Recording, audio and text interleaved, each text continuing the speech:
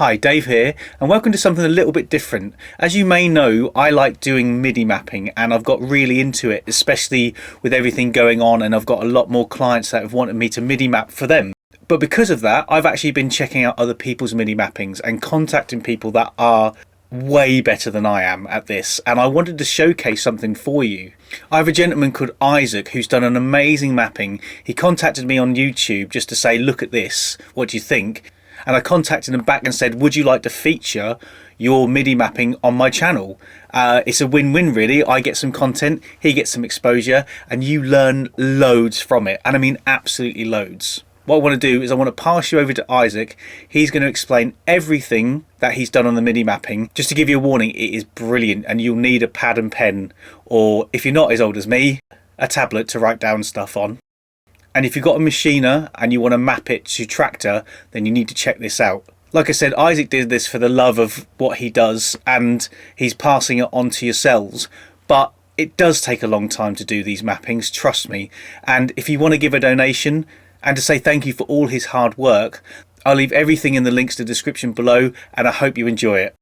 So Ayxzak, it's over to you.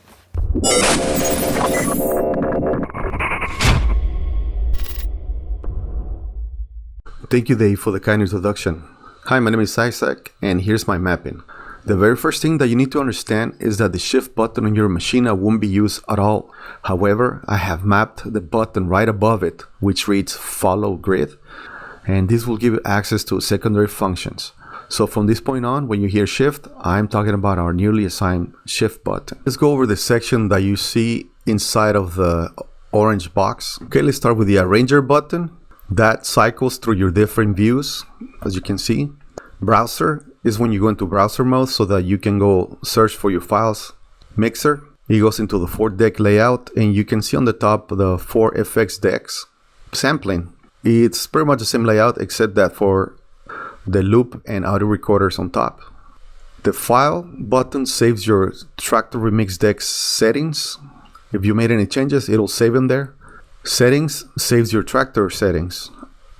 Auto turns on and off the auto master control.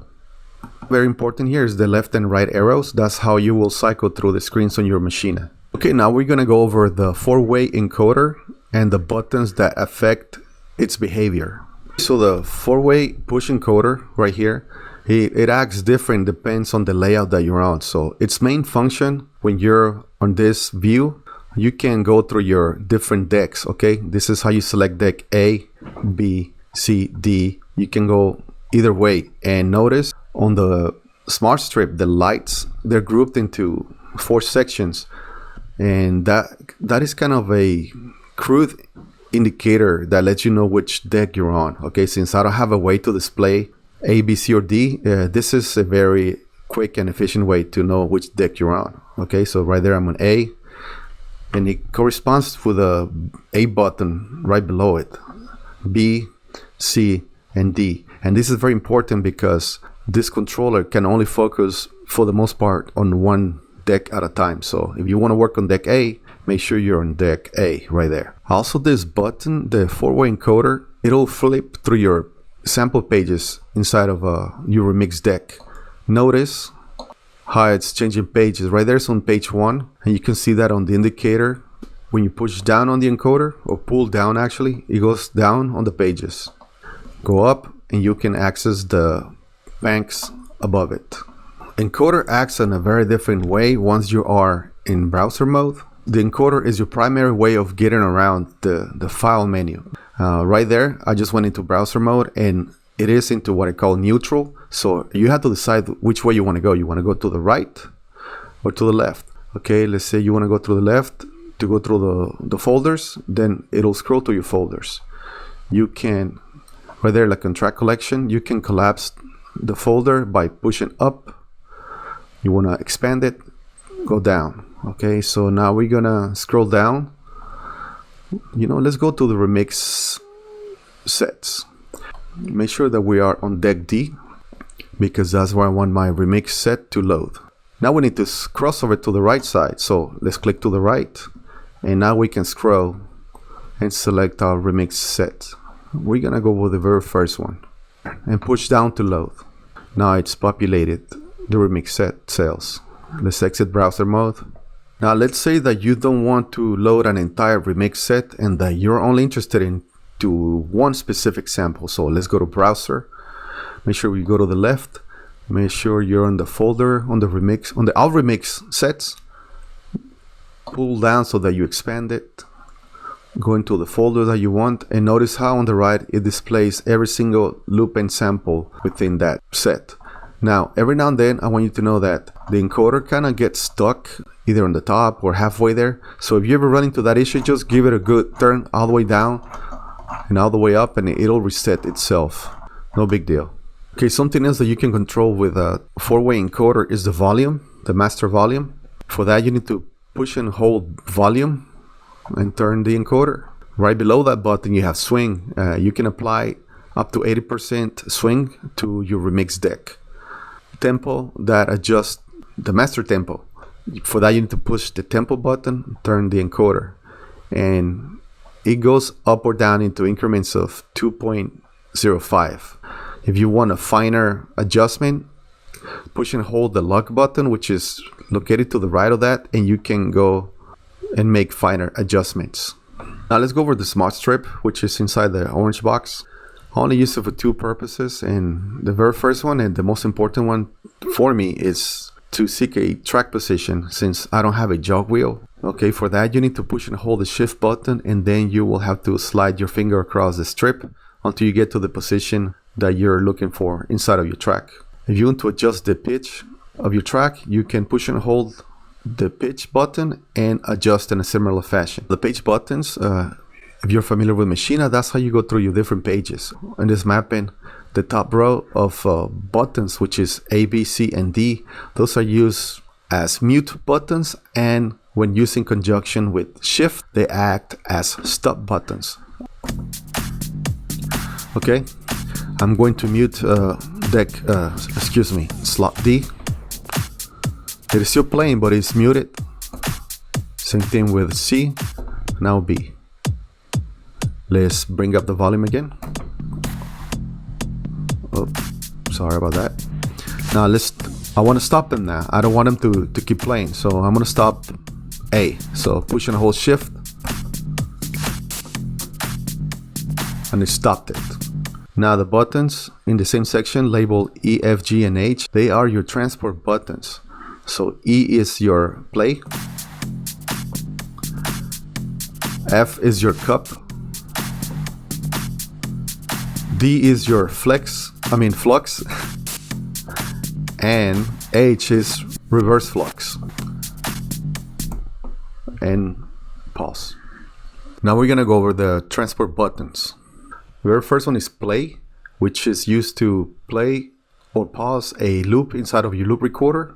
You can see that on the display. You can turn it on or off. Right now it's empty, so that's why you don't hear a sample right now. You can record a loop by pressing and holding the rec button. Okay, if you're not happy with the sample, you can simply press erase and it will erase it. The next button that we have in here is the tap button, and that is used to change the tempo. Okay, you can manually change your tempo up here, your master tempo, like I showed you earlier with the encoder and the tempo button, but you can also just tap the tempo. Okay, and notice how it changes up in the master clock section. And of course, the most important button of them all is the shift button, labeled grid follow. Now let's go over the pages. Okay, first of all, if you want to go through your pages, you need to use the left or right arrow buttons. Okay, there are only 4 pages used in this mapping. Right there is my main page, which is where you are going to be once you extract samples and tweak them and everything. Okay, this is how you control the step sequencer right on this page on the right side. Okay, so just to show you the pages, there goes page 1. I know it's kind of blurry, so I apologize for that. 2, 3, 4, and you can go in the other direction. So if you're on page 1 and you want to get to page 4, you only click backwards once and you're on page 4. I want to explain that I call this left screen and the right screen. So you'll have page 1 left side, page 1 right side. Now I want you to understand that some buttons or knobs have more than one function, and you can see that clearly on the screens. And the easiest way to identify this feature is that you will see two words or two abbreviations or two symbols separated by a slash. That means that to access the secondary one, you will have to push and hold the shift button. Here's a quick tip. If you see the same function 4 times on the screen, that means that they control slots 1, 2, 3, and 4 on the Remix Deck D only. Okay, now I'm gonna go over all the different pages and what they do as fast as I can while demonstrating some other functions at the same time. This is what the left side of page 1 looks like, and I'm gonna demonstrate what it does. Okay, first is the deck select, which is a redundancy because you can also select your decks with the encoder. Okay, see right now I'm on B, I'm gonna go to A. You can also use this button because the encoder does not work while you're in browser mode. So let's go all the way around. Let's go back to A. Let's press play. Right now, we want to make deck A this. We're gonna sync it to the master, and we just did that. If you wanna turn the deck A or whichever one you have selected, you wanna turn it into master, just press the shift button, and there you go. Now I'm gonna stop it. Okay, the next one it is the snap. There you go. You can turn on and off, and same thing for Quantize. While you're on the same screen, you are able to control the volume levels of your individual slots. I'm moving the one for slot 1 or column 1, number 2. So I'm gonna press play.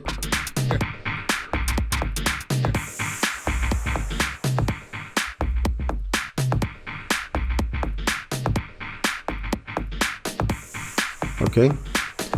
If you want to turn on the monitor function, just press shift and touch the encoder, and you can see how I just turned on the monitor for slot 1, 2, 3, and 4.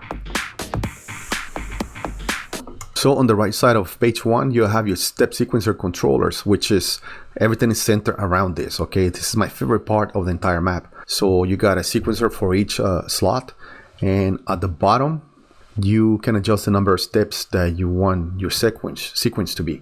So anywhere from 1 to 16. So I'm going to demonstrate now. Press play on Remix Deck D. Turn on the step sequencer. Press sequencer 1. And you can do this in reverse order. It doesn't matter really. You just gotta make sure you press everything. So now you have, this is your sequencer for slot 1. So I wanna do one on every beat. I do not like that sample, so we're gonna skip our lesson plan and go to select. Okay, I'm pressing select and holding it, and I want a different kick. I like that one, it has more of a punch, it'll cut through the mix. Okay, now let's go to our second slot, which is our snare. So I want one on the right there. I need to select a sample. Oh, the volume is down. Okay. There you go. I think all of them were down. Okay, so now let's get some hi-hats going. So I want it right there. Okay, so I'm gonna go ahead and explain again how to select your sample since we're here. So I'm gonna stop this for a minute. You have different ways of doing it. I'm gonna show you the basic one, which is this select button right here. It actually reads select, and that gives you access to the grid, to the banks. Okay, so right now we're on page 1, and the way I can tell that I'm on page 1 is because the top row has a different color. It's a little bit darker. So if you pull down on the encoder, it'll go to page 2. See how it's different? Now it's gonna go here, page 3, page 4. Okay, so let's go back to our sequence. Oh, I don't like the sound of that snare, so okay, I like that clap, and that's it. We got this going. You can make all sorts of variations up to 16 steps long. Speaking of which, you can adjust the size of them individually. So right now on my kick, we got all 16 steps. Let's go halfway. Well, you can do that for each individual slot. Okay, If things get out of hand or get too wacky, there's an easy way out of it.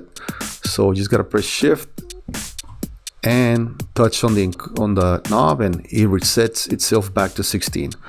So let's do that again. Okay, it's doing that now, and that's what you're going for. Great. If not, if you want to reset, press shift and touch it, and there you go. Oh, one more thing that is related to programming a sequence on your step sequencer is that you can erase all these different manners. Okay, so let's say you're going for a different beat now. Okay, let's say you're going something like that, like samba. Okay, actually like bossa. Okay, my bad. It's a little fast, so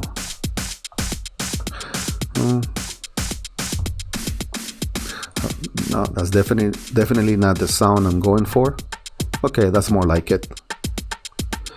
Okay, so there you go. You have your sequence going. You can apply swing. Okay, this is a good opportunity to show you how the swing sounds like. So right now it's on 0 probably. So push and hold swing, turn the knob. And there you go. You can hear that shuffle. There you go. I'm gonna turn it all the way up.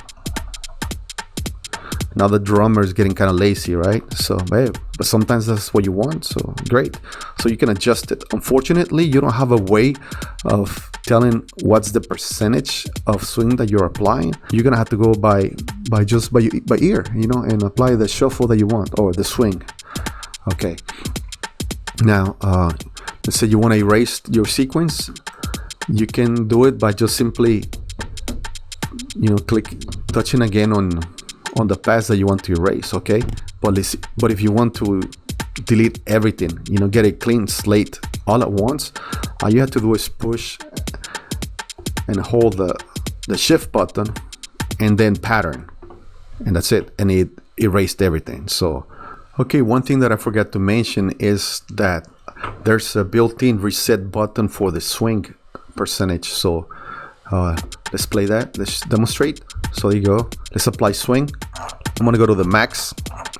Let's say you apply too much swing, or you kind of just want to turn it all off at once without having to turn the knob all the way kind of clockwise. So just push and hold the shift and then the swing.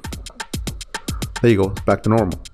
We are now on page 2 on the left side. In here you can set the loop. You can activate it or turn it off. You can select the size of your loop. You can move your loop left or right. You also have freeze mode, and the reason why I have this here is because sometimes when I'm searching for loops and samples, I like to put into freeze mode and to trigger each individual slice with the pads, and it helps me to better select the sample sometimes, especially when they're short. Here it goes. Start the track. Let's set a loop right there. It's set to 32. Let's adjust the size of the loop because I want a little shorter. 4, 2, 1. Okay, so there you go. That's what that does. You can move your loop from left to right. Let's go to, excuse me, that was the wrong knob. I wasn't paying attention. See, I moved it to the left. See, now it's at the beginning of the track now. So you can skip. I'm gonna go to the right. You can move all along your track. Okay, so that's what that does. Let's stop that for a second. Let's make the loop a little larger. Let's make it 8. Okay, now we can activate freeze mode. Okay, see how the pad colors change? Let's press play. Now I want to activate, I want flux mode here. Okay, so, and that's how flux mode works. Okay, you already knew that, but this helps me to select sometimes bits and pieces of the samples. Okay, since we're here, I'm gonna show you how you can change the number of slices that you have on the loop. So I just went all the way down. So you only have one slice, which makes no sense. Okay, it's basically just one big loop. You can cut it in half. Now you have 2, all the way up to 16. Okay, that's how you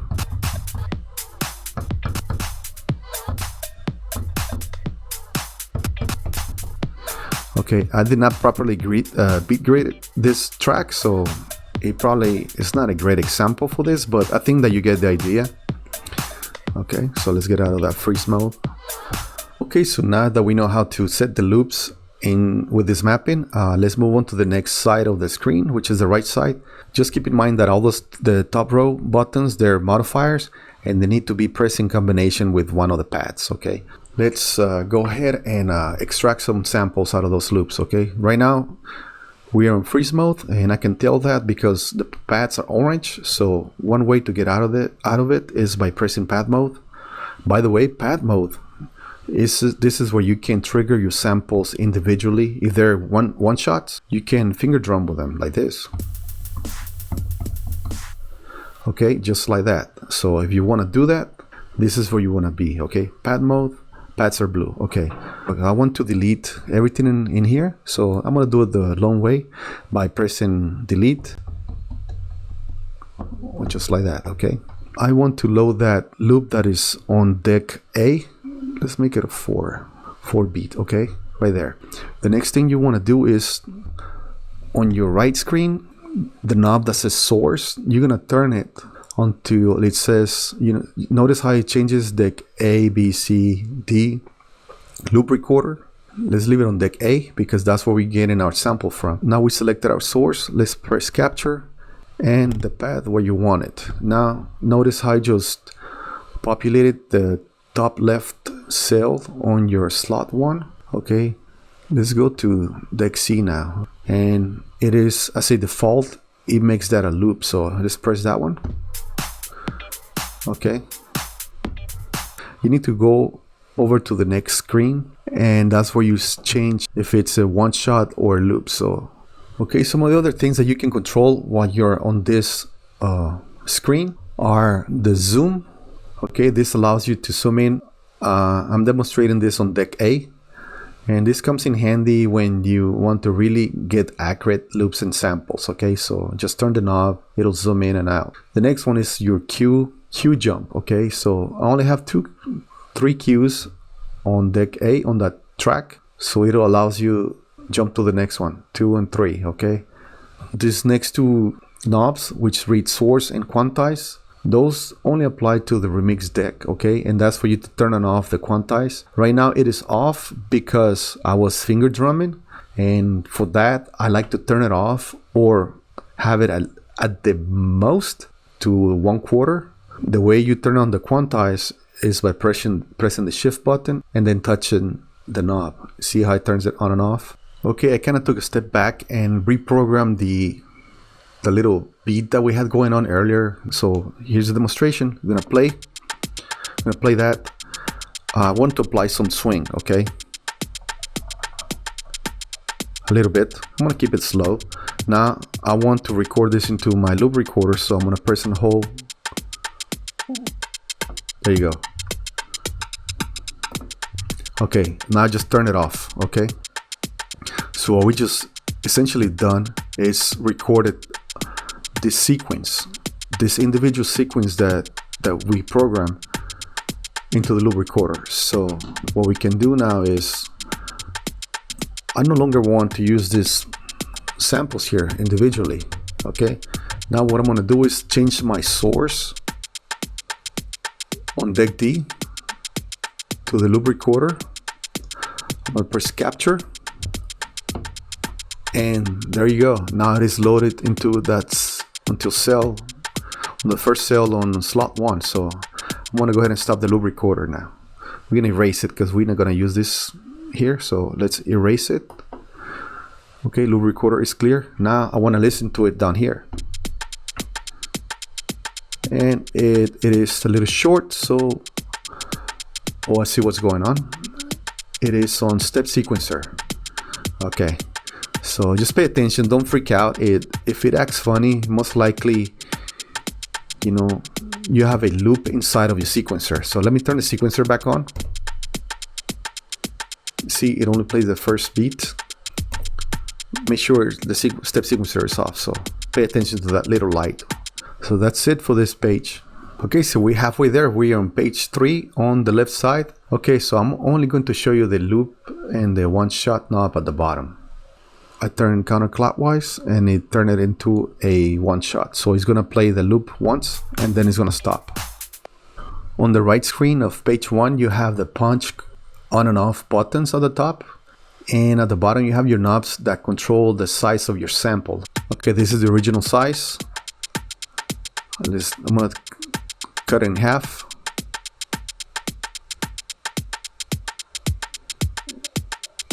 There you go. So that's another way to manipulate your samples even further. So we are on page 4, which is the last page. At the top you have your FX on and off for each slot. You also have your key lock control, which needs to be turned on and off in conjunction with the shift button. And at the bottom you get to adjust the FX send levels with the knobs. Here's a quick demonstration of this. Okay, this sound is very dry, so what we're gonna do is apply a little bit of a reverb to it. So for that, make sure that your effects deck is turned on.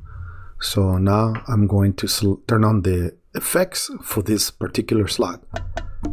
Still pretty dry, so what you gotta do now is turn up the FX send level.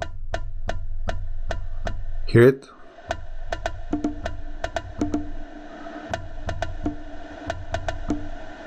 It's that easy. You don't want the effects, just turn it off. Also on this here, you can press shift and key lock will be turned on.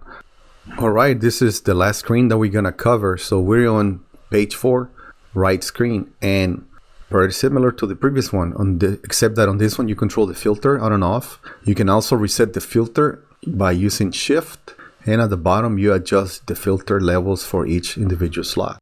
Right now the filter is off on slot 1. Now it is on, and you can tell that because the indicator turns white. Now we're gonna adjust the level. It is a low pass filter right now, and a high pass filter. Okay, if you don't want to use it anymore, you want to leave it there. Actually, if you want to return to the center, you can do two things. You can turn it off and you don't have to worry about the filters at all, or you can press and hold shift and then the filter button, and it'll reset it back to the middle. Okay, this last part just has to do with the pads right here. I know we covered pad mode, the lights are blue, and when you have one shot samples, you can basically finger drum it. Okay, you can finger drum live. If there are loops, well, you will play the loop, you will trigger the loop. Select that one. You need to push and hold so that you can change the samples that you are utilizing on your sequencer. Okay, now there's another mode, I guess. I call it dual mode. I'm not sure what the official name for this is, but it is basically a combination of the two, of the pad mode and the select mode. That's why I use both colors here, the yellow and the light blue. So what it does is basically when you touch the pad, it'll trigger that sample. Okay, it'll produce a sound just like in pad mode, but it is also doing something else, which is selecting that sample. You can just hit the sample that you want. You can kind of preview it or play it live, and then if you like it, you know, just leave it there and it'll just continue to use that sound for the sequence. If not, you can always go back to the original one. And I can think of a few other creative applications in which you can use this, but I'll leave that for you to figure it out and have fun with. Again, my name is Ayxzak, and I want to thank all of you for watching this video, and thank you to Digital and Vinyl Expert for having me in his channel. It is an honor, and I'll see you soon. Thanks, Ayxzak, for that amazing mapping. It is crazy. This is the first time he's ever done anything like this before. He was nervous, but he didn't need to be, because he's done amazingly well with the video, the audio, and I gave him a bit of a hard time saying, oh, I need it like this and this for the channel, and he's done an amazing job. So Ayxzak, thank you very much. If you do want that mapping, then make sure you check out the description below, and please do think about donating, because it does take a lot of time and effort to do this. If you want your mapping featured on my channel, then get in touch with me via my website, which is www.d-a-v-e.com. digitalandvinylexpert.com, and you can reach out to me on Instagram and all the other usual social rubbish. So until next time, happy creating and see you later.